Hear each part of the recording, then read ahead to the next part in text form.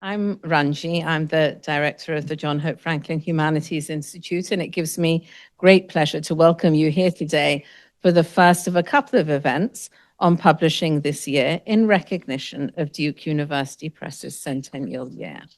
A DUP author myself for my first book for various journals, edited by Duke University Press and edited volumes, and also for a forthcoming book this year. I'm very happy. Blow my own trumpet, but there we are. I'm very happy that FHI can host this. FHI's relationship to the press comes late in Duke University Press's longer history, but has been a strong affiliation for FHI since it started up in 1999.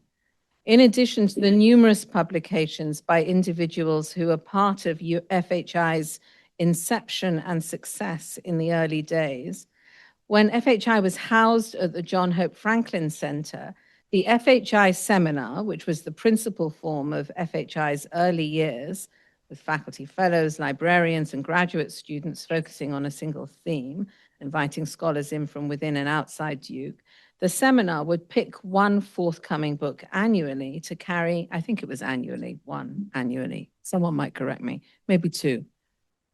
Two annually to carry the imprint of the John Hope Franklin Center, in addition to any other series that they would be a part of.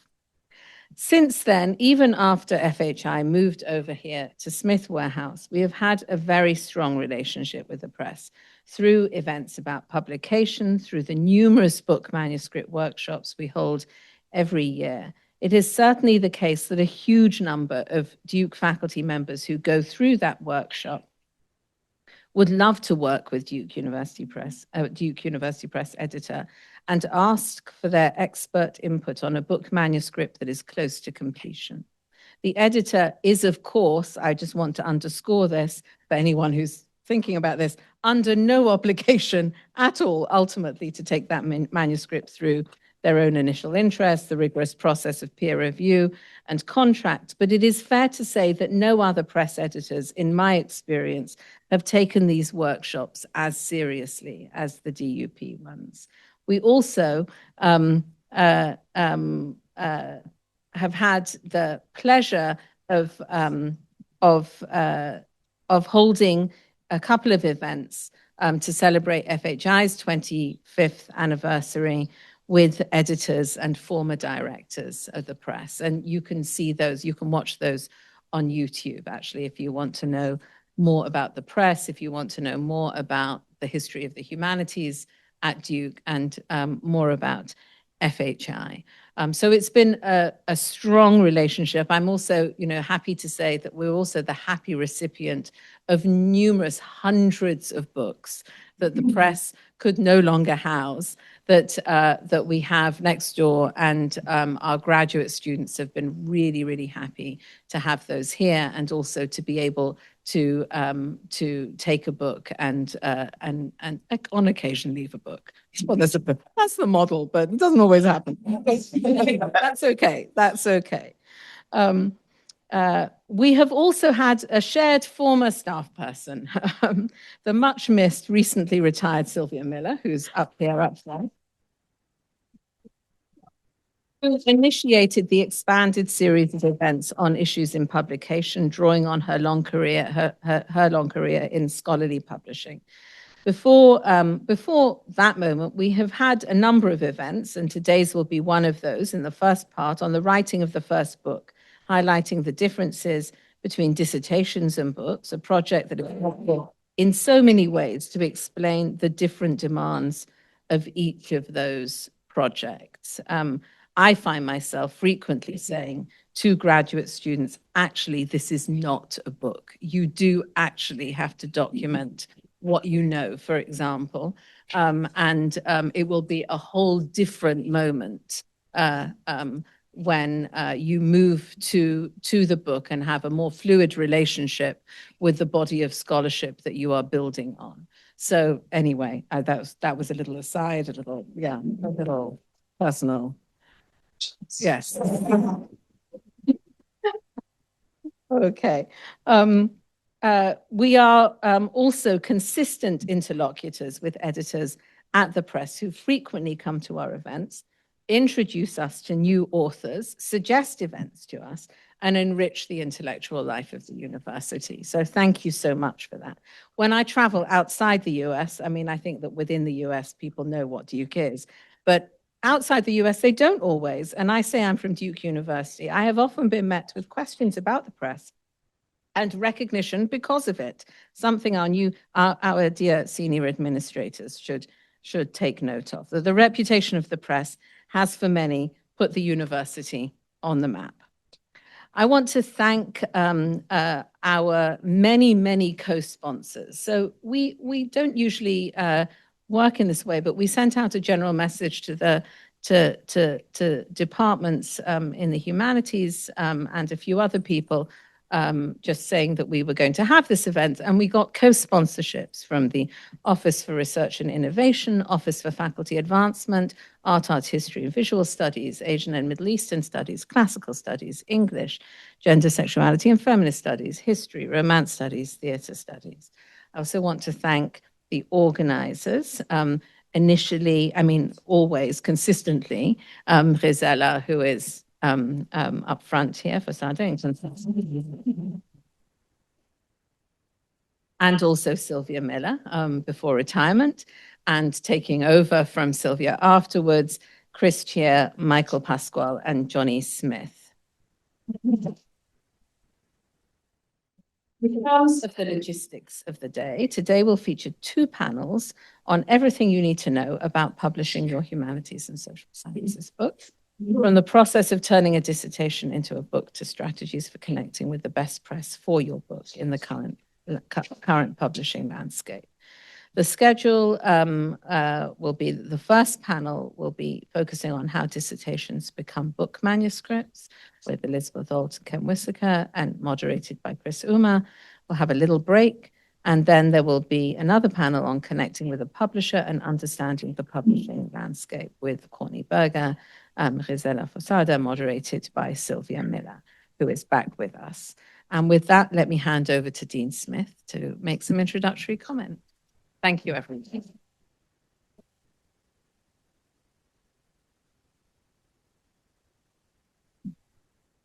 Thank you, Ranji. Ranji, you're our rock star, our patron saint. We so love working with you. Chris Chia, Michael Pasquale, and our editorial director, Gisela Fasado, organizing this event with input from our editors, Elizabeth Ault, Courtney Berger, and Ken Wissoker, and our books editorial team, who are fantastic. Thanks also to Professor Ouma, Christopher Ouma, and Sylvia Miller for moderating today. Welcome to Publishing Fundamentals. I joined the press nearly 7 years ago from Cornell, and Ken Wissoker came to give a dissertation to book workshop at the Cornell Society for the Humanities.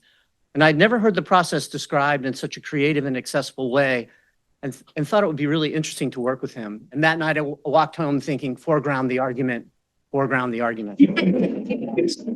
I soon discovered Gisela and Courtney were amazing as well, along with their books editorial colleagues. I see Ben, Catherine, others, Gisela, Ale. And in the last few months, I've been traveling from New Mexico to Baltimore to London to Liverpool to Lake Norman for conferences. And I've heard multiple times, Duke is my dream press. And these are your dream editors and books editorial staff. We're here celebrating 100 years of being named Duke University Press. For much of our early history, its first 6 decades or so, the press was a relatively quiet regional publisher, producing important but often quite specialized works on economic policy, environmental studies, and international politics. These included such far from best-selling titles as The Making of Federal Coal Policy, Forest History Museums of the World. Things began to change in the late 80s as Duke experienced a renaissance in the humanities. Yes, the humanities. Scholars such as Frederick Jameson, Eve Sedgwick, Janice Radway, and Stanley Fish, and Ranji and Ken helped usher in a new intellectual energy grounded in interdisciplinary thinking. That spirit spread across the campus and played a central role in elevating both Duke University and Duke University Press into global centers of influence and innovation. As we celebrate DUP 100, we are mindful that the work of a university press is never finished. The questions facing our world about democracy, justice, knowledge, and the future of our planet demand fearless and generous scholarship. Our task is to ensure that such work finds its way into the world with integrity and reach. And that's where all of you come in. Thank you. And enjoy it. I'm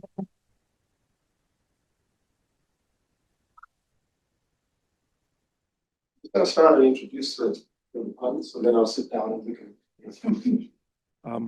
Stay seated. That's not allowed. Silence. Okay. So on our panel today, two important people for the press. I assume that you. Well, I'm just kind of facilitating the process. I'll start with Ken Wissoker. Ken Wissoker is Senior Executive Editor at Duke University Press, acquiring books in many, many fields: anthropology, cultural studies, social theory, globalization, postcolonial studies, and the list can go on and on. He joined the press as an acquisitions editor in 1991, and then became editor-in-chief in 1997. He was named editorial director in 2005, and he assumed his current position in 2020.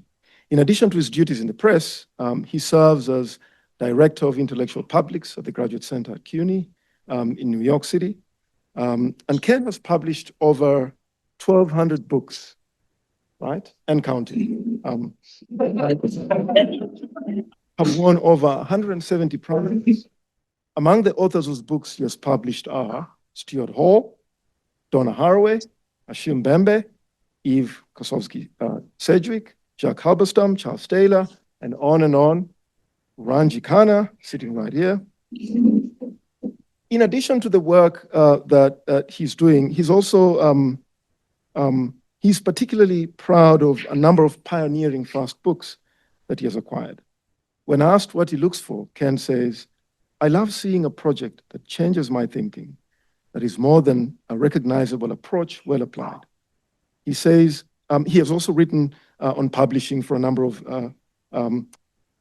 platforms, the Chronicle of Higher Education and in the Cinema Journal, as well as he writes for a column for the Japanese Cultural Studies Journal. And he speaks regularly, as you'll see today, on publishing at universities in the US and around the world. Let's give a hand for Ken, please. Then we have Elizabeth Ault, who joined Duke University Press after receiving a PhD in American Studies at the University of Minnesota. Trained in an interdisciplinary field, she's most interested in projects that reach outwards across disciplines and academic conversations in surprising ways, including work by activists and organizers. And this work usually connects with historical and emerging conditions that are committed to engaging in questions of race, gender, sexuality, and disability. And she works with the editors of several book series, including Practices, Black Feminism on the Edge, Asterisk, Theory in Forms, and Camera Obscura. Let's give a hand for Elizabeth. I am simply Christopher Ouma. I'm a senior professor in the English department with a secondary appointment in Africa and African American Studies. And key member of the Duke University Press Editorial Advisory Board. Let us not forget.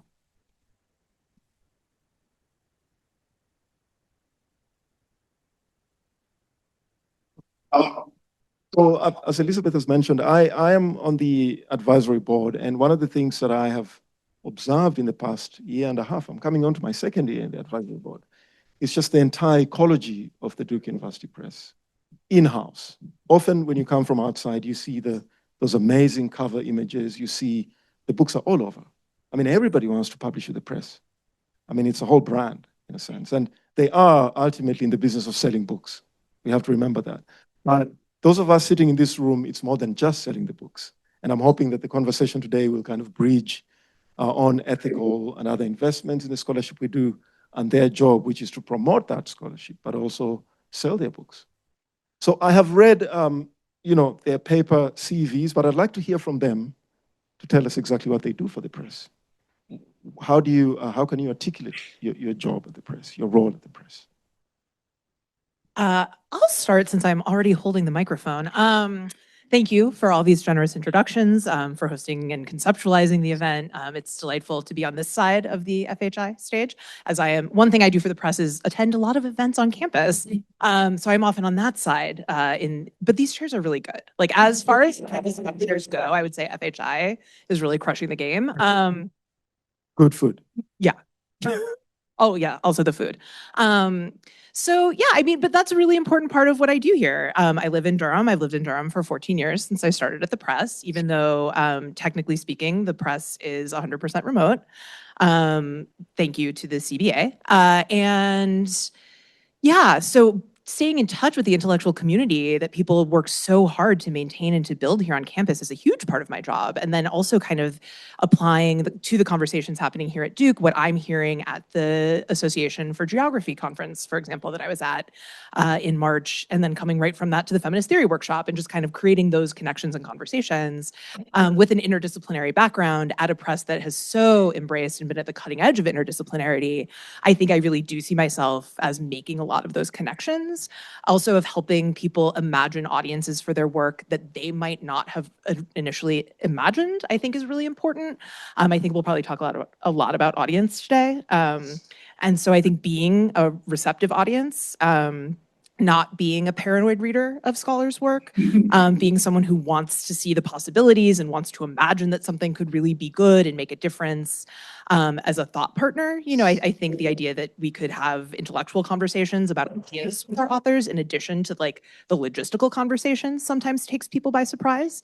But that's, I think, my favorite part of the job is actually getting to talk about ideas with people and enable them to express their ideas, to think about who the audience is, to develop those ideas in a stronger way. That's really what I do. Thank you. I don't look at public spreadsheets, though I probably should. No. I think that's entirely right. I often describe the job as part curator and part doula. So that you're like, just like a curator who's doing something for the Nasher or for Biennale, you go around, you see a huge amount of work and you're like, oh, which things will fit together to make the kind of changes we want to make when people see them together as our list. So you're always listening. And there are lots of things we could publish. We do 150 books a year. That's a lot smaller than Oxford or Cambridge or Routledge, where there are 4,000 or 5,000 books a year. So we're really trying to choose carefully, not just what could we publish, but what will make a difference to publish. And then the doula part is a lot of times you'll see the spark of something in when you have a conversation, but getting that to actually be the book that it could be takes a lot of encouraging the author to be braver, to like really put their ideas out there, to like formulate what they're thinking in a clear way that takes the way someone's going to read it into account rather than just the way they've organized it in their own brain. So it's a combination of that kind of choosing, and as Elizabeth says, you have to know the landscape. So the landscape is always changing, both the financial landscape for presses and the intellectual landscape in all the cross-field areas. So if you want to maintain a cutting-edge thing, you have to know where things are going. Because one of the parts of the process that I'm sure we'll talk about is it takes years. The kind of partnership with an author is a long-term partnership. So you're really looking for people you want to spend time with over time and help shape their work. If I could just add, similarly, I think looking for people you want to spend time with over time, that's really important to think about as an author too, is looking for an editor that you like talking to, you feel like you can have a conversation with, who you feel like is giving you permission, right? Because this is a person who you are going to be in a relationship with for a long time. And I think often just because of the gerontocratic nature of like our world, but also academia, because of the very real and also very real feeling precarity that exists on the job market, et cetera. I think a lot of people come into the book publishing process feeling like they don't have a lot of power. And I think Ken and I are not going to sit up here and say we're gatekeepers. Actually, like no editor wants to think of ourselves as a gatekeeper, even though in reality, as Ken said, we can't publish everything. We can't even publish everything that's really brilliant. We can't publish everything we'd like to publish. We can't publish everything that would be a good fit. But thinking about yourself as an author, as someone with like power and agency coming into a conversation, I think is really important. So seeing yourself as selecting a press as much as seeing yourself as like a supplicant begging a press to publish you. Because the reality is that presses need authors as much as authors need presses. And it really is, I think we've already used a lot of great metaphors like ecology and landscape. And I think those are really apropos.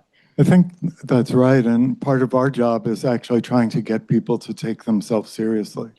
I think a lot of junior people are coached into like the time frame, and their senior colleagues are worried about their tenure, and they're like, do this by this time, do this by this time, do this by this time, which is important. But actually, you need the time to think like, what am I going to be known for? This is the start of my career. What do people going to think of when they see my name, when they hear my book? How is this going to be the foundation of it? And that time and taking that seriously, rather than like, oh, how quickly can we be done, really makes a difference in the long term. So I think the balance of like trying to help someone through and actually make it as strong an intervention as it could be, that's part of like what we try and do. I actually have a really good story about this. See, Chris, I told you we could just talk for 2 hours. Like, so I first met Tiffany Lethabo King at the American Studies Association conference in 2013 in Washington, D.C., where she had just finished her dissertation, which was about Black fungibility. And all people wanted to talk about at that American Studies conference, to me anyway, was Tiffany King and Black fungibility and how like this was the idea, this was the book, this was the thing, this was the moment. Tiffany started a tenure-track job and was working on her book. And I think, at that point, given the idea, given its circulation, given its power, given its timeliness, she could have just published a book that was the dissertation with some pretty light revisions that was forwarding that argument. And it would have been a good book. It would have been interesting. People would have read it. People would have liked it. But instead, she took another 6 years to work on her book and came up with what became the Black Shoals. Because the idea of the Black Shoal was not in the dissertation really at all. That is an idea that came out through her living. There's in the preface of the book, she talks about driving on Shoal Road in Atlanta. That was really, the idea took time to marinate, to expand, to be in different kinds of relation and different kinds of conversation.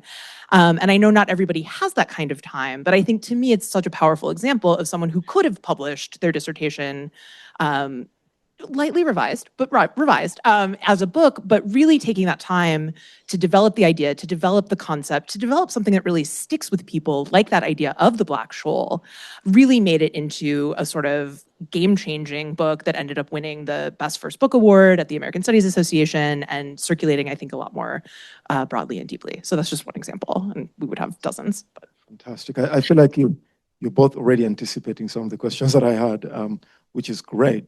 But one of the first things I want you to address, it's great to hear you say you want to be a thought partner to the authors and the idea that you're curating and thinking about the broader developments in the field. And because both of you are experienced editors, and between the two of you have many years in the press, I'm curious to hear from you, what is a Duke Press book? How would you define a Duke Press book? I mean, Ken, since 1991, you've been quite central to shaping the identity of the press in what you acquire, the fields that you are in the cutting edge of developing in the press. How would you describe a Duke Book Press to your first authors?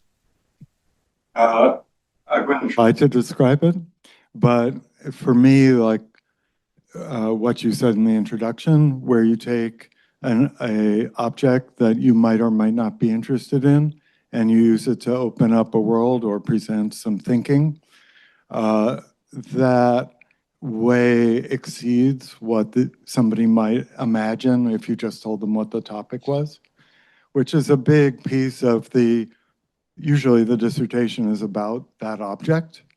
And then the opportunity of the book is to think about what you have to say and what you learn through thinking about that object that other people could use in their work. And I feel like we arrived at just the right moment in the history of the disciplines when interdisciplinarity was being encouraged, which we could then back up and encourage further, when the ideas of where do you get the inspiration for your work came not from like an old boy system where like old white guys pass their topic down to some just slightly less old white guy, but kind of opens up to feminism and Black thought and queer thinking. And the idea that you could take anything and make a really interesting idea of one thing, pretty much, if you had the right concept and were able to tell the story in the right way. I think that's kind of what makes a Duke book, that you expect it not. A lot of times when I give talks about how to turn a dissertation into a book, I go back to how did people choose their dissertation topics. And often it's as if you were back in an old positivist system, like anthropologists going like, oh, we have no report on kinship from this part of India, or some old-fashioned 1950s idea of filling in like, what about the road structure? There's a book about the road structure in Atlanta. What about in Austin? So that the ideas of how academic work was organized used to be in those old kind of columns. You're filling in knowledge that was taken to be objective knowledge in an area that was deemed important by someone and in a manner that fit the discipline you were in. And I think what Duke Books did was help give ground to people who are like, no, I'm taking stuff from a whole bunch of these different disciplines and different sources of these ideas, and I'm putting them together to say something new that I think an idea that people could use. So when I see topics that look like they're really careful studies of this pre-Socratic philosopher or this period in Iberian sculpture or whatever, then you're like, okay, they went out and did the research. It's very complete research, but that's usually not a Duke book. A Duke book is bringing you something that you could use in your own work if you didn't work in that field at all. Yeah, and I often articulate, or we often articulate, I did not come up with this, the distinction between kind of what we're trained often as scholars, right, is to talk about what we work on, what our work is about, our topics, our materials, our archives.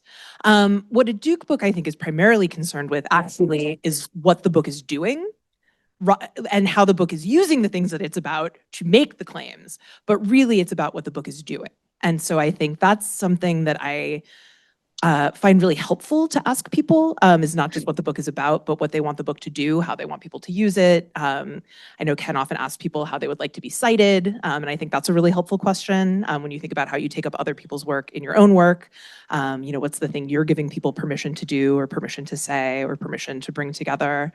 And I will say one thing I hear a lot from people is like, oh, I don't think it's a Duke book because it's not theoretical enough.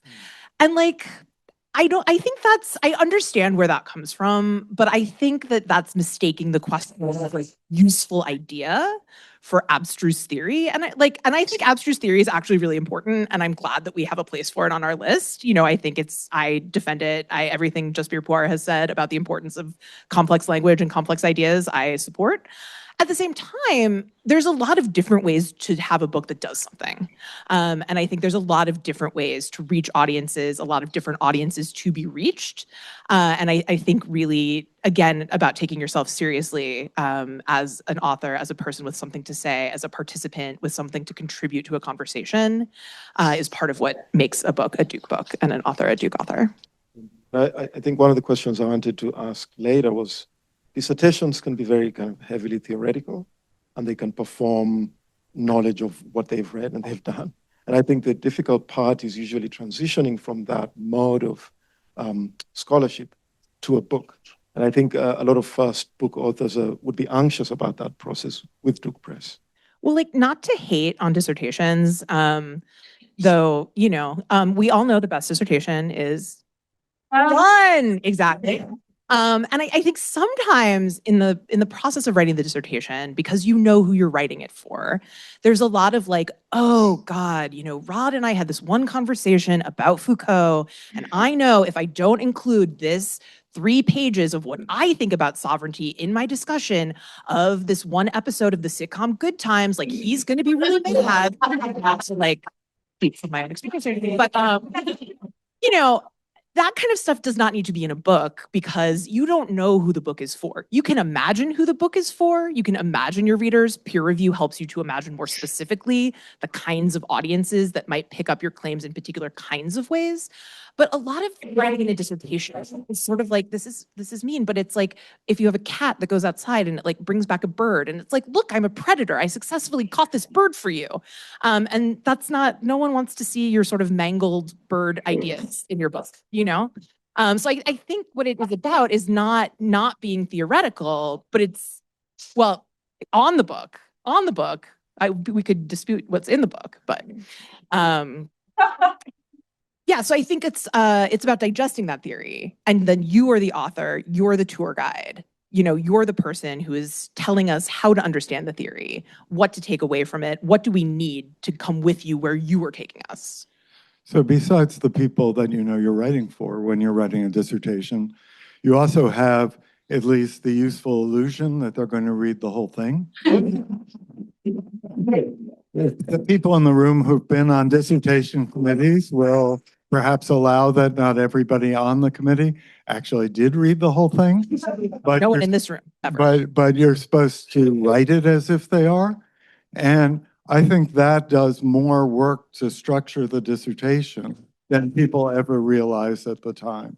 You write for somebody who's going to keep going, and that allows the background, the theoretical overview, the kind of historical or ethnographic background to all be up front, and for it to work through then the objects and get to something in the conclusion. But also dissertations don't have to have an argument at all. It can just be like, so we've seen through these three different episodes of Good Times. It's complicated, you know, that whatever you're talking about doesn't have to be the same in all three authors or in a comparative sociology. It can just be like, oh, here's the contrast we've seen through working that through. In most books, nobody wants to read something to find out it's complicated. You could just ask, like, do you think this will be complicated? Like, yeah. How long is the book? 300 pages? Yeah. Probably. And so one of the biggest tasks is to take the thing that hopefully arrived as you were finishing the dissertation, where you suddenly realized why you were motivated to write it in the first place, or what you thought, but everybody on your committee told you, please don't go back and rewrite it. And then think like, okay, now I have this idea. How do I develop that into a book for people who are going to read it and they don't have to read it at all? Like, we have a bunch of books outside. You could sit at $15 a piece or $10 for the practices series, but you could open one up. You could read a sentence and go, you could read a paragraph and go, no. You pick up things all the time. We post all our introductions to the web. People read them and it's like, do I need the rest of this book? So suddenly you have a problem of bringing someone through a text which doesn't exist in the dissertation at all. So how you kind of get your ideas to be upfront enough so people know why they want to read it, but also to develop through the manuscript so they want to keep reading, is a very different project. Even if you already knew the same ideas in the dissertation, it's a very different writing thing because you're writing for people in a very different situation. I was on a panel like this at CUNY for faculty about a week and a half ago, and Chris Jackson, who's Ta-Nehisi Coates' editor and edited 1619 Project, is like, I try and make the authors every paragraph like turn. What is the audience seeing here? What is the reader seeing here? And as you're putting it out, instead of just like, I'm trying to get my ideas down, it's like, oh, how is the reader following this along? And Alondra Nelson, who some of you might know, who was in charge of digital policy for Biden, and just had a book on AI with some other people come out from MIT. It turns out they invented a reader. They're like, and just named him. Like, oh, Jimmy, like, what's Jimmy thinking now? Does Jimmy know what an algorithm is? Like, you know, and so they ended up explaining all the things that most books on AI just kind of cover over because they invented somebody that if they didn't explain it, they might not know. So you need some trick to get the audience in view in a really different way than you ever need in a dissertation. And I think part of the problem is a lot of academics are not trained to write at all, or are trained to write through reading things that may or may not be written to be read. And there are political economic reasons why it actually has become much more important since I joined the press in 2012 for people to write books that people will actually read, because it's no longer assumed that the library will just buy all of the books on Latin America because it has such a great Latin American Studies Center. The libraries are being more discerning. People are not just reading for like information, but they're reading to read. And I think that's a piece of advice that really goes under-circulated, is to read like a writer. I think, again, that's also the way that academics are trained to read, is often extractive, not in a derogatory way, but simply in a like, what's in this for me? What can I take out of this to apply to what I want to do? But actually taking the time to look at first books that you teach in your classes, because of course everyone's teaching books and making your students buy books. What do students respond to? What is it in the writing that they're responding to? How can you kind of figure that out through your in-class conversations and then apply that to your own work? So taking a look at book introductions from a variety of fields that may not be directly relevant to what you're working on, but introductions you have enjoyed reading. Or that have been good. And I think the paragraph turn thing is so helpful. That's something that my author, Sammy Schock, and I have talked about a lot. She actually does have an MFA, so was trained how to write. And, I think it's like a method that I often encourage people to use is like called reverse outlining, where you just take what you wrote and you go back through each paragraph and you're like, what is this paragraph doing? And it's these very simple things that a lot of people teach their students, teach in their writing classes, but then don't necessarily internalize and apply to their own writing, because it's often very focused on getting out the idea or trying to articulate the idea perfectly, as opposed to try to anticipate what Jimmy might need. That's great. And I mean, it's clear that both of you are balancing the imperatives of the press to sell books, but on the other hand, the need for academic scholarship for its own sake. And that's a really, for first book authors, there's something very delicate about that. And I hear you talk about the audiences for these books, which is great, because you guys are at the interface of, the institutions, the scholars, and the market out there. So what would you say is the market or the audience for a first book author? I mean, I don't think there is one. I think ideally there are many different conversations people are in, and the audience for the book are the people that you're already in conversation with, and the people who will be entering those conversations subsequently. I mean, I think a lot of people, there's a lot of desire to write a crossover book, to write a trade book. There are a lot of brilliant scholars who have written these books, and because they're so brilliant, they make it look easy. It is, in fact, extremely challenging, and perhaps the next panel will get into that in more detail. But I think part of it is that your book is conjuring the audience that you want to exist.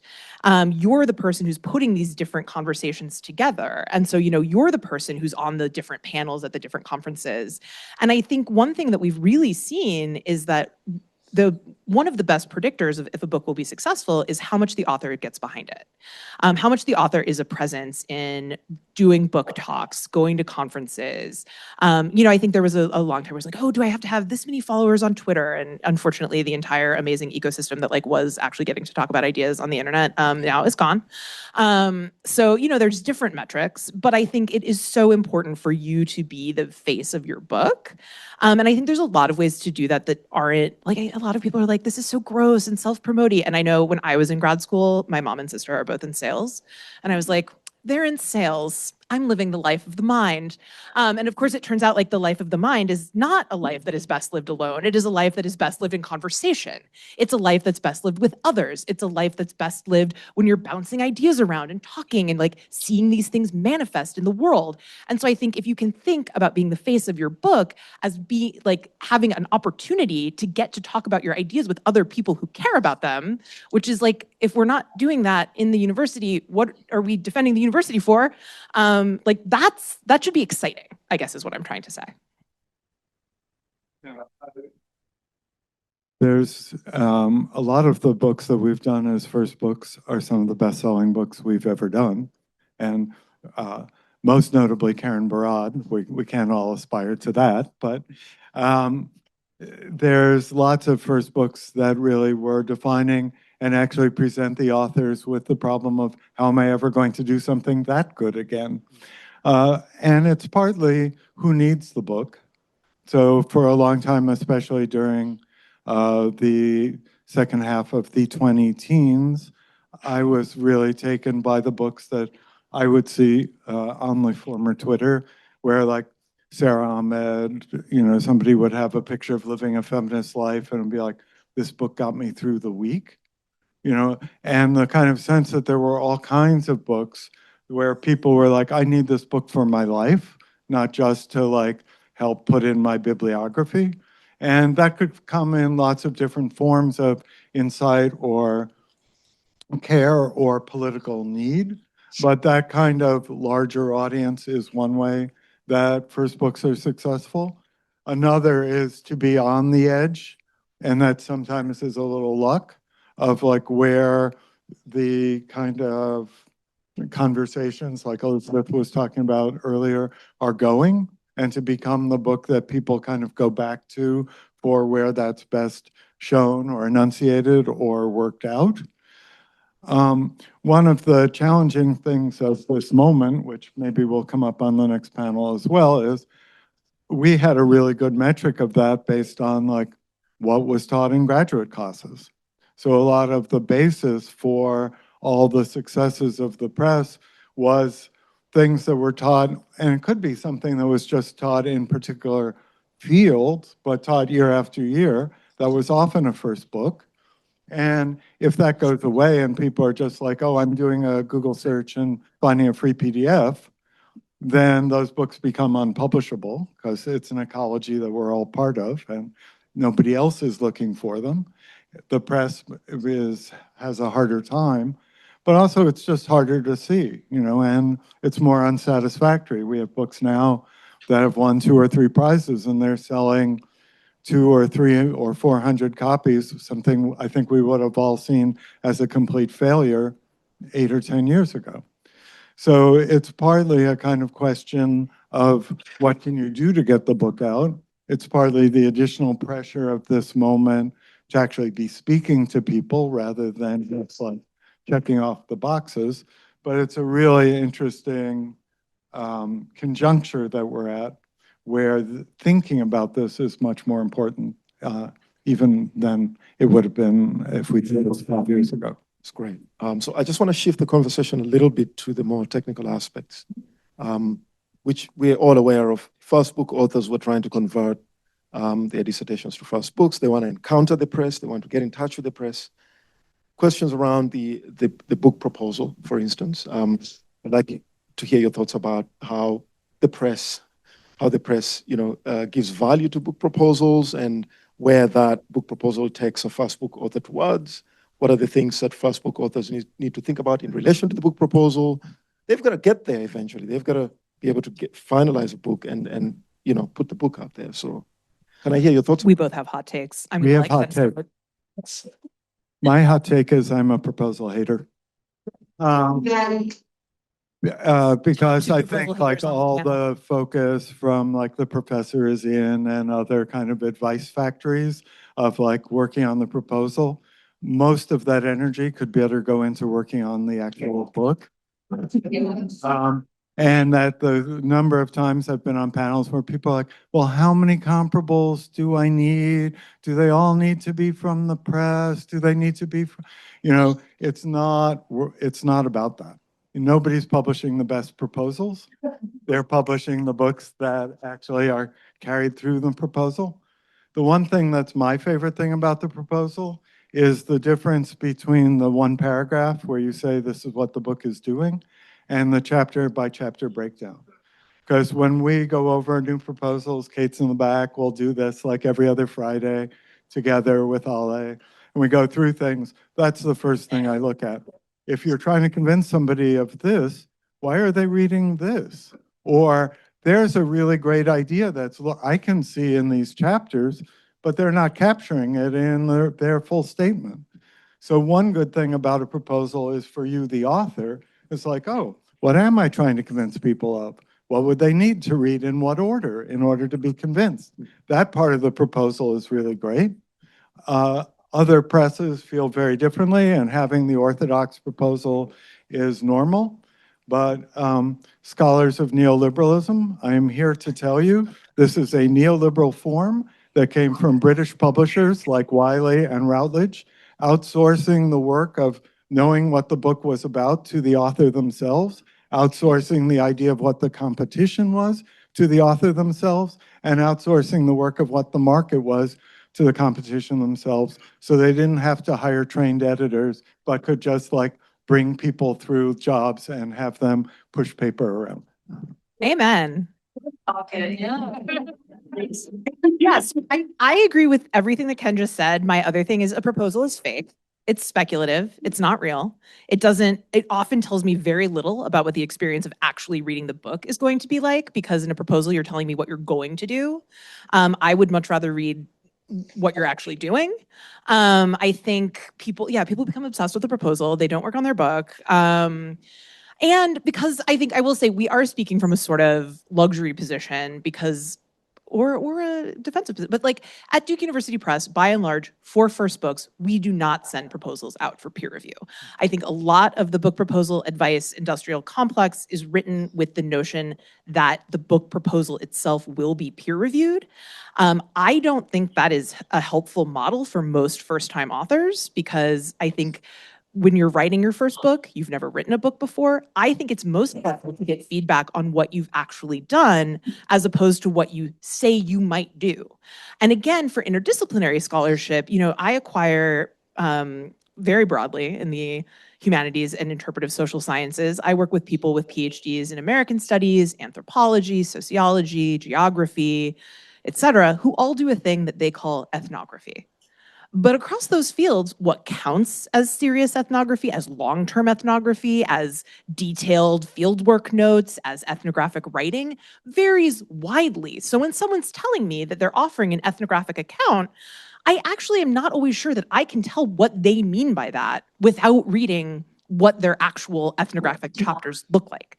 And so, I think a book proposal can be an incredibly useful tool for authors who regard it as speculative work. So if you're like, oh, do I talk about the 19th century novel before the 20th century novel because that's, it makes sense chronologically, or because I actually care more about applying what I learned from the 20th century novel to the 19th century novel in a sort of genealogical way, maybe I do that, and how does that change things? So it's a lot easier to play with your ideas in the space of like a 5-page book proposal than in the space of a 200-page book manuscript. So I think if the book proposal is something you're writing for yourself, to tell the story of your idea back to yourself, to an imagined audience, to think about the order, all of that stuff, it can be super useful, and I'm not opposed to looking at them. But we don't usually send them out for peer review for first books, and I think the focus on them is generally overemphasized. I hear you, but I think that first authors would be very anxious about it, and part of it is also their encounter with the press. You've mentioned earlier that there's a power dynamic. A lot of first authors are anxious. They're waiting to get tenure. They have timelines. They don't know people in the press. They don't know how to approach the press. And I think the proposal becomes the one way of getting there. And both of you know that sometimes when you sit with someone down and have a cup of coffee or lunch and they're proposing an idea, you might suggest something in that proposal that might change the direction in which they're going to write the book. So, again, just going back to that, but I want to give time for the authors, for the audience and the people online to ask questions. 2 very quick questions. What are the timelines between, first submissions to the Duke Press and the final book, to a book contract? What are the timelines? I heard that, Charlie. Wow. Laughing. The timelines. So for a book contract, what we need is 2 positive peer reports. Now, again, the fields that most of us acquire in and most of us publish in are the fields that are directly under attack. When people ask me what I work on, I'm like, if this administration is trying to get rid of it, that is what I do. And so As a result, as I don't need to tell people in this room, the scholars in these fields are overburdened. Everyone is stressed. Everyone is doing 3 jobs. Everyone is being told to do more with less. People are bailing their students out of jail for protesting. People are doing more care work than ever. People are chronically ill. So in general, I used to tell people that the peer review process would take about 3 months. Now I usually say 4 to 5 and sometimes longer. However, at the press, our structure is a little bit different, and that is why I think we have a reputation, which I think is not entirely earned, for being slow. But the way that the process works at Duke is that in order to request a contract, we take those 2 reports and a response that the author writes to our contract committee that is an internal staff committee. And what that means is that we don't have a faculty board telling us what we can and can't sign up. So we are, not that they would, but they don't. And so as a result, that's, again, this like a basic thing about university press publishing is that university presses send things out for peer review and have faculty advisory boards. So we do have an incredible editorial advisory board, many current and former members of which are in this room. They come in at the very end of the process. So we want to be sure when we bring a book to them at the end of the peer review process that it is ready to go. So almost all of our books go out for 2 rounds of peer review. Once the revised manuscript that is under contract comes back in, it goes back out for a sign-off round and then to the editorial board. Yeah, I mean, I have seen from the back end of the process. I have seen the entire timeline within the ecology, and it's extremely rigorous, which is good for the press. But I think first book authors would be anxious about that kind of thing. I'm glad you addressed that. And to be honest, the thing that extends the time it takes is often the author's life. We always ask when we request a contract, when are you going to turn in the revised manuscript? I would say 95% of people need an extension. And their mom gets sick. They end up doing an encyclopedia for Routledge and it took up all their time. They haven't actually been able to get the introduction down the way they like. So it's really about a kind of long-term thing that's about one's own scholarly and academic life. I ended up chairing committee. I was DGS for the last 2 years. I haven't had the freedom to do this that I thought I was going to have. So that if you mapped it out, the actual time when it's in the press's hands is a pretty small percentage of the time from beginning. So thinking about it early, meeting editors early, getting a process started early is really good. People who have had postdocs and had some time to work on it and meet people during postdocs, that gives them a leg up when they start a tenure track process. But I think the press is we try and be as attentive to what someone's tenure timeline or whatever timeline as possible. But to be realistic, you can't just imagine it's just going to be like no traffic the whole time, because you are going to get stuck in traffic. And I tell people from the time they submit the manuscript, again, not the proposal and sample chapters, the manuscript, for initial peer review till the time they're holding their book in their hands, I tell them to expect 3 years. That is a very generous timeline. It often does not take that long. But keep in mind that 12 months of that, 1 year of that is the book is done. You're done writing it, but you're looking at the copy edits. You're thinking about the cover art. You're reviewing the page proofs. The book is going to the printer.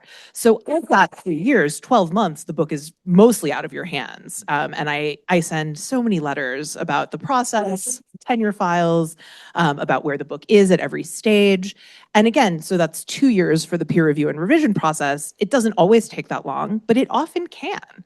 And I think it's important to be upfront about that. I also have, we were forcibly removed from Gmail several years ago, so I can no longer call it a Gmail canned response, but I do now have a Google Doc that is Gmail canned responses that I copy and paste into Outlook of the timeline written out. And I send that like every day to someone with like a different tenure timeline, like backdated in. Like we want people to get tenure. That is a huge part of what the first book is for. That is a huge part of what university presses are for. You know, and I think, you know, I often have to send books away to say like, listen, my number one goal is that you get tenure. It's not that I get to work with you on this great book. It's that you get tenure so you get to write another book that we could then work on together. So I think, again, editors want the book to succeed. They want you to succeed. And so just being upfront and asking questions about things like the timeline and sharing your timeline is super helpful. Like the more information you can share generally once you're in relationship and conversation with an editor, the better. But this goes back to what Elizabeth said about it being the first time you write a book. There are genuine challenges. There are things often that have held over from someone's dissertation that kind of cohered. The first 2 chapters are on this, and the second 2 chapters are on this, and they were a contrast. Then in a book, you put them through the review process, and it's just not working. It's not making a transition between halves. People feel lost at some point, and you have to go back and try and fix something. You don't really know how long that's going to take, and that unknownness is a lot of the question of like, well, how long does the process take? Because it's like, did the reports just say, oh, clean this up and put in a little this here and this here? Or is there something more structural that really needs working through? And what is the schedule you're going to need to be able to do that? Fantastic. I think this is great. I'm going to turn over to the audience, but I think those anxieties you wonderfully addressed. A lot of people are kind of thinking about their day-to-day timelines. How much should I give up to the press about my tenure line? So, you know, those questions are important. But I want to turn this over to the audience. But one final question I have is, what is it that you're surprised that authors don't ask you about?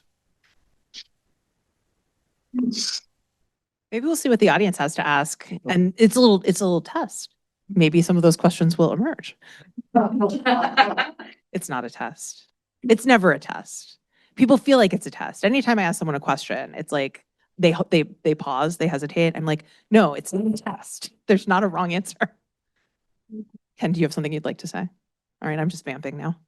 All right, I'm going to turn it over to the audience for questions.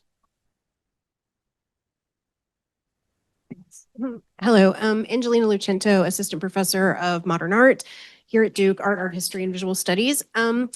Some of us are writing about objects that do things that come from institutional histories that have not been written at all or have not been written about in English.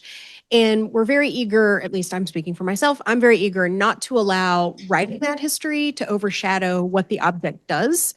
But I often have no choice to write something about that history because the object is either coming from it, pushing against it, intervening into it. Do you have advice for first-time authors who are really trying to really highlight what that object does throughout each chapter without letting it be overshadowed by something of a necessary institutional history that does not exist in scholarship?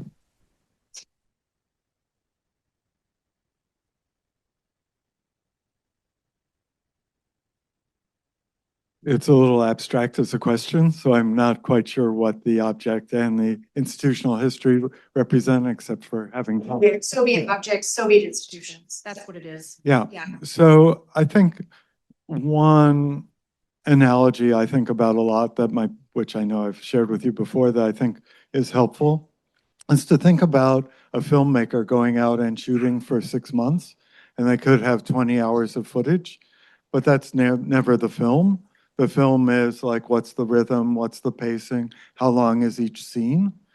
So in a sense, like if you know what all these things are that need to be said, to kind of write them out, allow yourself the freedom to write them out, and then use that kind of turnaround thing of like, what does the reader really need to know? And what do I need to get down on paper somewhere, which could actually be in some art journal article or some other place that more is the like, here's the history told in this, or the complete story of this object told in a more full way than the reader of the book would need. So to like allow yourself not to be anxious by getting it all written out, and then go back and edit for the pacing and how does this keep the story moving for somebody who's really reading it for the story of the book. And I think, prior to peer review, I generally tell people to err on the side of saying less, because if you write long and then cut, you know what you want to say. You know what the context is. You've already written it. It's like in your parking lot document. So if the reviewers are like, I didn't quite understand why it was really important, that Ceausescu was whatever, like, you've written it. And so you can add it back in pretty easily, but having outside readers tell you where the tone isn't working, where the pacing isn't working, that's also something, I think a lot of people, rightfully so, have a lot of anxiety about the peer review process. I think we've all heard like the reviewer two jokes. In general, I think a lot of that comes from journal peer review, which is doubly anonymous. In book peer review, people know whose book they're reading. And they usually don't agree to read a manuscript that is hundreds or tens of thousands of words, not hundreds of thousands of words, tens of thousands of words long, because they think it's going to be bad. They agree because they want it to be good. And so the feedback is intended to like really make things work. And so I think that is like a great example of something that the peer review process is to support authors in figuring out. Hi, this is Alok Omatia from English in NCSU. I've really enjoyed the talk, and I was wondering if we could demystify some of the economic and logistic aspects of the publication process for first-time authors as well. Like, there's a lot of hearsay you listen to, like there are fewer paper copies of the book being published than ever, and like what are some of the economic pressures of publication? I'm thinking mainly monographs in English literature, but like, are paper books being published at all, right? Like, and does some of the cost of that, like publishing like a smaller amount than before, does any of that get passed on to the author? Like, is there a book subvention fee? Is that normal, or do they get like any percentage of the profits, if there are any? These are all great questions. They're great. They're questions that vary from press to press. They're great questions to ask your editor. And in fact, part of the problem is there's more books being published than ever before. So part of the challenge is like actually getting audiences to connect with the books. Letting people know that the books exist is a much bigger challenge, because there are so many things flooding the zone. In general, scholarly publishers don't make money. The goal is to lose less money. So most university presses are not in a position to offer an advance or royalties, as you might be familiar with from trade press publishing. In part, that's because the assumption in trade press publishing is that the authors are writers whose job it is to write and make money from their writing, whereas with academic presses, the assumption is that the authors are professors whose job it is to be professors, and then if they publish a book, they can make more money at their job or get a different job at which they can make more money, but they are not making money from the book publishing itself. In some cases, some presses may require subventions for publication. If someone's requiring that right up front, that's usually a red flag, that it's an exploitative publishing arrangement. So I would avoid that. However, things that we might require subventions for at Duke University Press would be things like including color images in a book, making a book available open access. Maybe if the book was clocking in well over 100,000 words, to publish a much longer book than we normally would, all things that increase our costs and lower our sales, are the kinds of things we would need economic support to pursue. But again, mostly that economic support is coming from institutions, not directly from authors. Is there more you wanted to say? Just to the question about English literature or something, I think this might be changing now with the kind of current people aren't assigning books in their discipline problem that I was describing earlier. But I think for a long time, there was a kind of liberal economic balance of different presses wanting to be the best at something. And there were a lot of areas that, if you went back to like the 1980s or something, that were kind of marginalized off. Like our press became really great in Latin American studies in the 90s. Princeton had decided that's too monographic for us. We're not publishing that anymore. And we had a editor who's now passed away who was like, okay, I'm going to do all the Latin American history. And she got all these books that won the awards. And in a certain way, that works for every press. And you could go around the different presses and say, like, oh, who does 18th century English literature? Who does 19th century English literature? Who does medieval studies? And in most cases, that's not the thing sustaining the press, but it's the thing that's giving it the kind of academic standing that makes it important and is part of the mission of being a university press. But I agree with Elizabeth. There are definitely for-profit scholarly presses. That's what's most active in the STEM areas. Part of the reason university presses are in the bad position they're in now is because of the way those presses have used up all the library funds extractively for science journals, especially. So that if it's like Brill, just to name one at random, like asking you for a big subvention to do your book, that's actually a sign of like, oh, that's their business model. And then they're probably charging $81 for the book on top of it. So, And again, that's another thing you can ask an editor is like, what is the publication plan for the book? Is it hardcover first? Is it hardcover, paperback, ebook simultaneously? Approximately what will the book be priced at, et cetera? Oh no, sorry. One last question. Only one? There's so many. Maybe a couple more, and then we'll wrap up. So going back a little bit, I'm a historian. I'm an independent historian and a journalist. I'm one of the best food writers in the country. I'm just going to go ahead and claim it. So why should I even choose a university press if I have an opportunity for HarperCollins or Simon & Schuster to buy That's my a question book? for the second panel. So, okay. It's a great Well, question, but it's a beyond good our scope. question. Okay. All right. I will save it. I will ask it again because I actually really want to know. All right. Can we get a couple more questions together, and then we'll tie things up. Since I already took so much of your material, I wanted to give back collegially. Sorry. I'm Kate Morgan. I'm an archaeologist in the classics department here.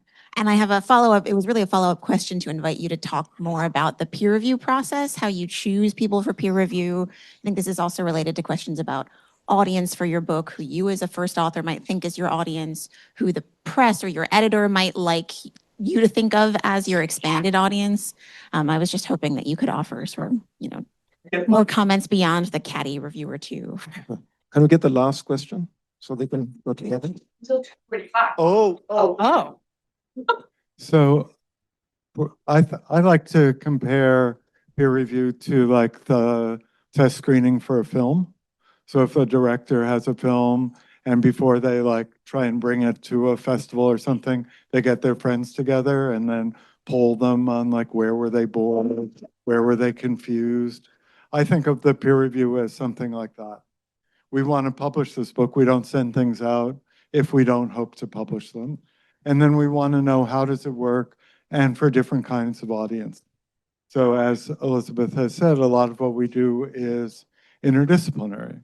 So how would it work for different components of the audience, even though that might just be one person from one perspective? We usually send it just two people, one person from one perspective, one person from another. How did it play in one discipline or in a different discipline? And I had at one point a series that didn't work that was trying to work between archaeology and anthropology.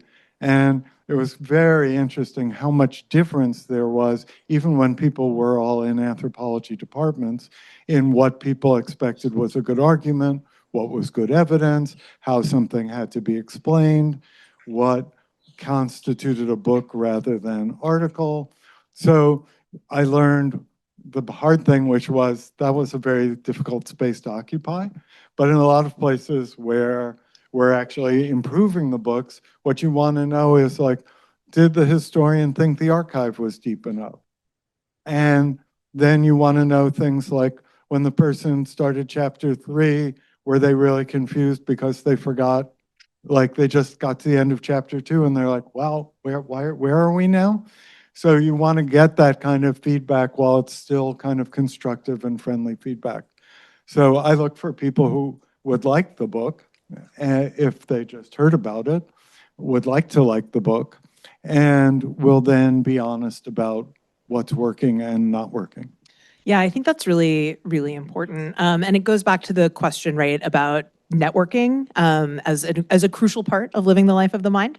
Often people who are already connected to the press, to the editor, will be more likely to say yes to peer review requests. It goes back to the question that was just asked about kind of areas in English literature, which is when you're thinking about presses, like the classic advice, look at what's on your bookshelf, and then look at what that press has published in the last like 2 to 3 years. And look at the presses that are active at your conferences, whose books are being reviewed in your journals. And think about the authors of those books as the people that the editor will be thinking about as the peer reviewers for your book. There's nothing more exciting than when someone's book goes into production and we all say, oh, yay, they can now be asked to peer review. It's always an exciting milestone in books editorial. But yeah, and I think also, again, like everyone at the press wants the book to be good and wants the book to succeed. At Duke, we need 2 positive reports to request a contract. There are presses where editors can just like be contract Oprah and just like, you get a contract, you get a contract, you get a contract without peer review. Those are usually called advanced contracts. So again, that's something you want to ask about. But that's not Duke. So when we're sending something out for peer review, it's because we want it to work. I'm not sending things out to people whose time I respect and whose opinions I respect, especially I like respect their opinion of me. I don't want them to be like, whoa. So I'm trying to be careful and send things I think that are good so that I can publish them.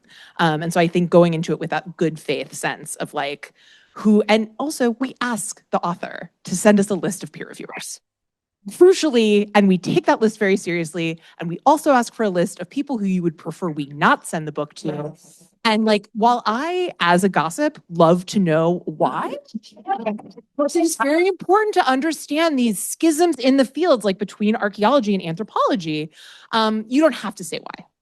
Like, if you tell me not to send it to someone, I'm not going to send it to them, likely, unless we have a conversation about that specific person. But again, this is a conversational process. It's something you can ask your editor about. It's something we want your input on. Did you want to answer the HarperCollins question, Ken? Did you want to answer the HarperCollins question? Great. Oh, I do. Sorry. Hi, Sarah Ishmael in the Thompson Writing Program. This may not be an appropriate question for this panel, but I had to write it down. So just your general advice, when you think about what you want to be known as an author, right? Like you want to think, this is what I'm known for publishing, right? And you publish a book that establishes that, right? Does that preclude you, in your eyes, preclude the author from publishing something that they know is connected, theoretically, but that others might perceive as completely left field, right? Like that you see the thread and you see that, right? For example, what I write about is somewhat very serious, but when I teach, I use a medium, film, comics, video games as a way of being able to communicate kind of that deeper stuff. And people can see that as completely divergent ways of thinking. How does one navigate that? And is that a problem or is that not a problem?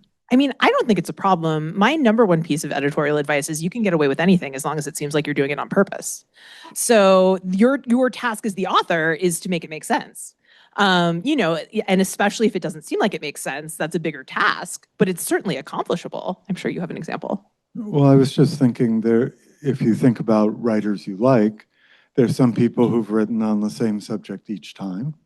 And then there are other, like you look at Imani Perry, like look at all the different subjects she took up. And nobody goes, why is she writing about that? It's just always like, wow, look, she did all this research on this new topic. So I think you want to like be able to have the career you want to have, and then people will be able to put it together. There's some people who each book, it's like a whole different thing. And other people are just like, nope, just sticking in this one place and like, look what I've come up with in this succession of works. Thank you. you said you wanted to respond to your. I'm sure, what? Yeah, no, I think one of the things about trade is things blow up and disappear really quickly. And one thing about university presses, I think most of the things that we've published since I got here back in the late 1900s are still in print. And you could order them and get them on sale now. Whereas if like the book from Simon and Schuster, like, you know, even what's now been republished, Greg Tate's Flyboy and the Buttermilk, now coming out in the Questlove edition. When I worked with Greg, that book was out of print. Our book started, Mark Anthony Neal will remember that. That's just, we were just going to bring that back into print. And Simon & Schuster had let it go out of print, even though anybody could have told you at the time he was one of our greatest writers. A university press would never have let that go out of print, whether it just sold 38 copies one year or 380 copies in a year. And what HarperCollins or another place would need would be very different. The other thing is, I think if you have followed this press, you'll see we're driven by our actual political commitments, and those don't go the way like agents or trade presses will be like, well, maybe that's over now. Oh, maybe there's too much on this. Or maybe with the White House, that's not a good thing for our board of directors. And the kind of focus that university presses have on the mission and having the books that are important as kind of scholarship and thinking, that's another thing that I think would be very different. Yeah, thank you so much. I have a couple of other questions because ultimately for first-time authors, there's certain things that people are anxious about. There's a lot of anxiety, as you would know. And they'd be wondering, so do they need to submit a full manuscript? You know, they can think about a proposal, but is it better to get a full manuscript? Do they God, reach out no. to you? No, do not write your entire manuscript on your own and then send it to me as this thing that cannot be changed. Because there's nothing more devastating than someone sending you their full manuscript and being like, it's done. And then you editorial like, oh, honey, it's not done. So I mean, I think one of the things that you asked what do we do at the press? I think demystifying publishing is such an important part of what we do. And if there's nothing else that you take away from this, it's like editors are people too. And so I think talking to editors at conferences, making appointments, just again, starting those conversations. If someone comes to your campus, if someone's at a talk, it's never too early to start having a conversation. It sometimes is a little bit too early to actually share work. But I presented a book at our marketing launch meeting, which we have every week. Was it 2 weeks ago? I think Rachel Corbin's book, where I first met Rachel in 2019 when she was still a graduate student. We had been talking about that book for years before she ever submitted a proposal, chapters, the final manuscript. So I think, again, it's about building those relationships and having that conversation. And that's not to say that we don't often publish books that come in as proposals and sample chapters through our website. We do. But I think one of the most reliable ways to get feedback, to build a relationship, to help the project turn ultimately into a book that will be a good fit for the press is to be in conversation. Do you have any other specific examples of authors that, you've kind of chaperoned through this process? Just exactly the same experience. There are people I met when they were grad students. There are people I met whose books are coming out now, even before they had their dissertation topic approved. And they were just like, I love what you're doing. I'd like my book to be a Duke, blah, blah, blah. And then you check in with them over time and you have that relationship going. I think sending some piece of work or publishing an article that one of the editors sees and goes like, wow, that was the smartest thing I've read in a long time. That really stuck with me. There are a whole bunch of ways of getting editor attention. And I feel like if I get the idea of something in my head, if I cathect on it, then I'm going to keep being interested in it. And, the person who comes up and introduces themselves when I'm in the middle of talking to somebody else and I'm at the anthropology meetings and I'm supposed to be leaving to go have an appointment, I'm not going to remember that person. But the person who writes and says like, oh, this is what I've been thinking about. Is this of interest? Here's like a piece that I just published. This seemed like a you kind of topic. Would you be interested or would somebody else be? Like, I think that's perfectly great way to get started. Yeah, I would say other no's are bathroom at the conference. I wouldn't do that. And I would say pool at the conference hotel. That's number one to avoid. Do not pitch your project to an editor while she's swimming her morning laps. Story. I think that's that's the real talk. That's the real talk. Building relationships, and I think a lot of us authors are anxious about that. And I'm sure both of you have had challenges in recent times with budget cuts. Where do you meet these authors to build relationships with at the MLA, at the AAAs? I mean, those opportunities are shrinking. And I'm curious to hear about your own challenges in this process. Like, what have you, in the past couple of years? I think actually in-person conferences are back. Like, I think AAA this year was the best one since the pandemic by far. And it's partly, I think, the scholarly societies trying to figure out their own economics. If there are fewer tenured faculty positions, if there are fewer jobs, if there's shrinking somewhat populations, and they're still on some model from 15 years ago of having a convention center filled with people and it feels empty. That's not a good thing. But I think if you're an author looking for time at the MLA and there's like fewer people coming, that's actually a good opportunity for you.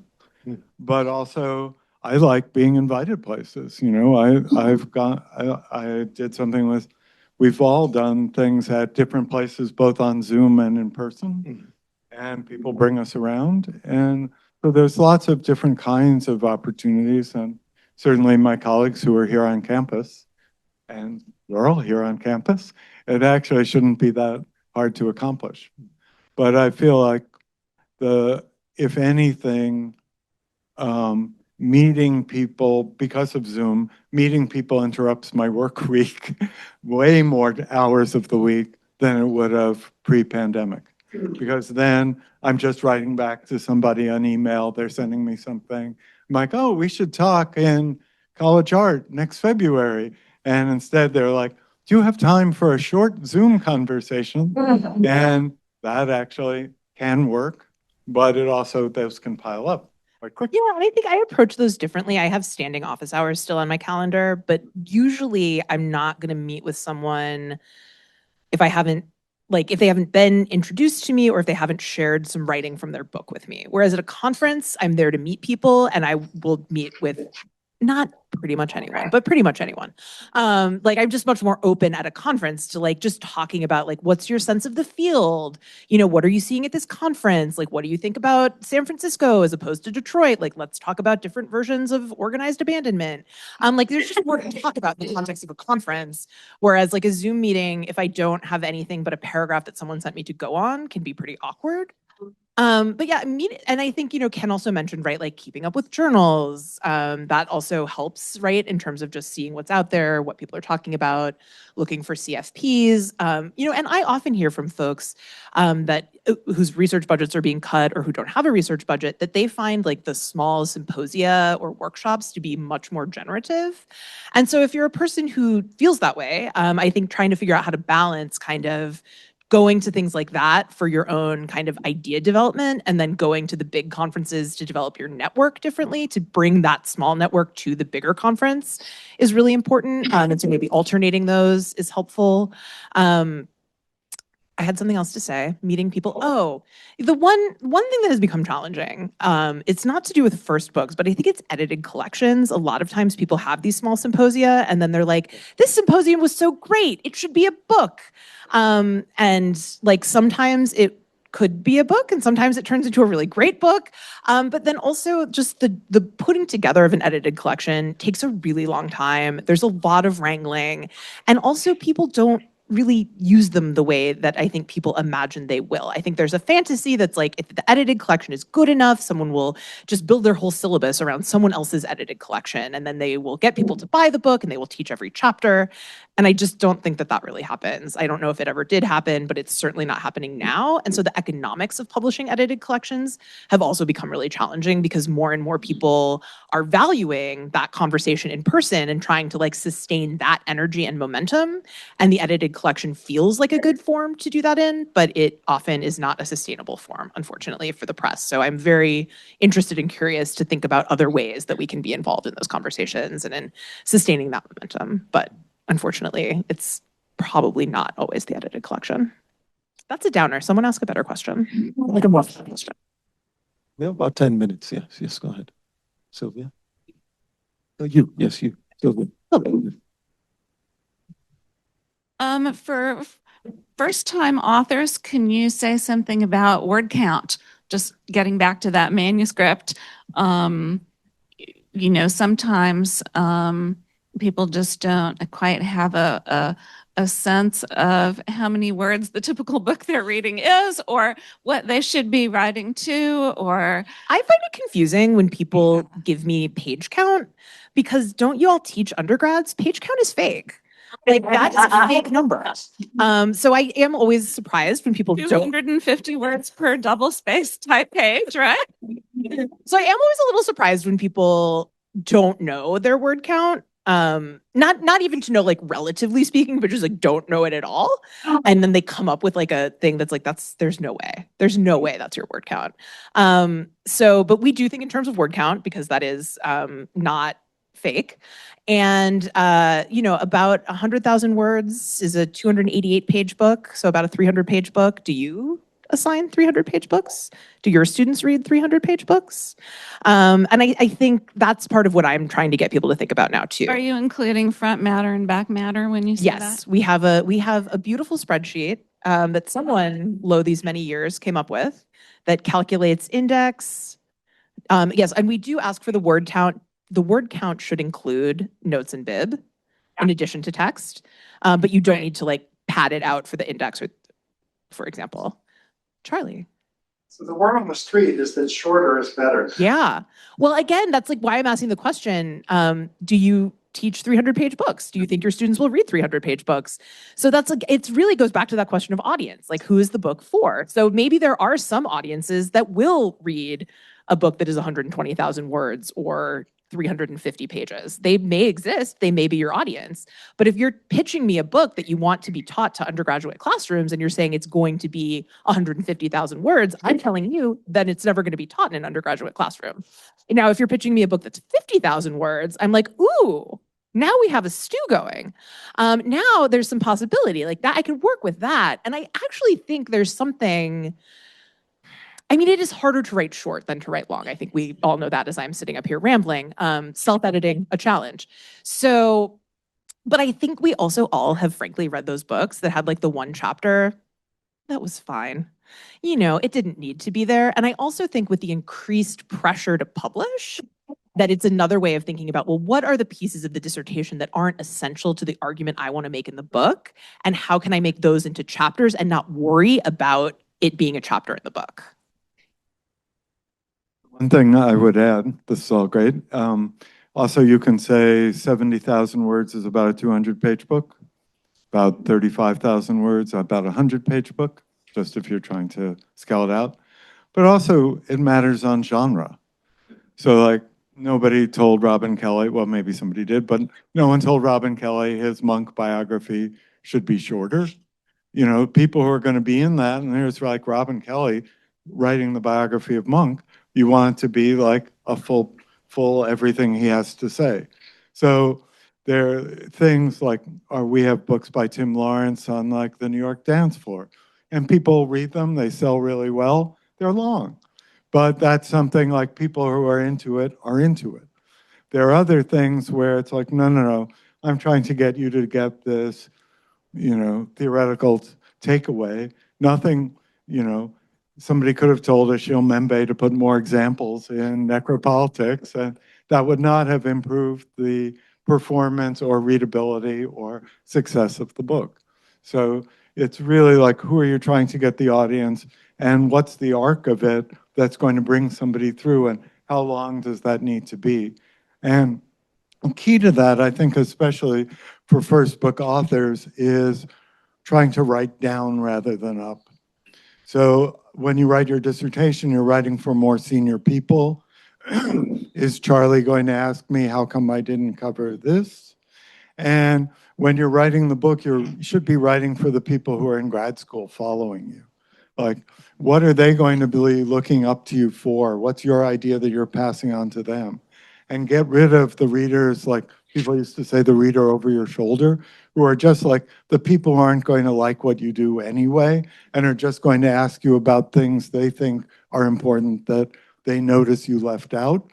Those, you have to kind of pull those people out of your mind and be thinking about like the people who are actually going to be excited about what you're doing and what they're going to need. Yeah, you got to let your haters motivate you, but you can't write for them. Yeah, In relation to that, can you say anything specific about citations and footnotes, dissertation versus book? Duke University Press uses the Chicago Manual of Style. I don't know anything about the Chicago Manual of Style. That's not my job. That's not the kind of editing I do. And I hope to know less than I do now. I think that's actually a really interesting disciplinary question. Because what historians expect in a history book is going to be different than what philosophers expect in a philosophy book, and what anthropologists would expect in anthropology. And for those who might be on any university committees where such assessments go across disciplines, the whole idea of a citation index makes no sense in that way.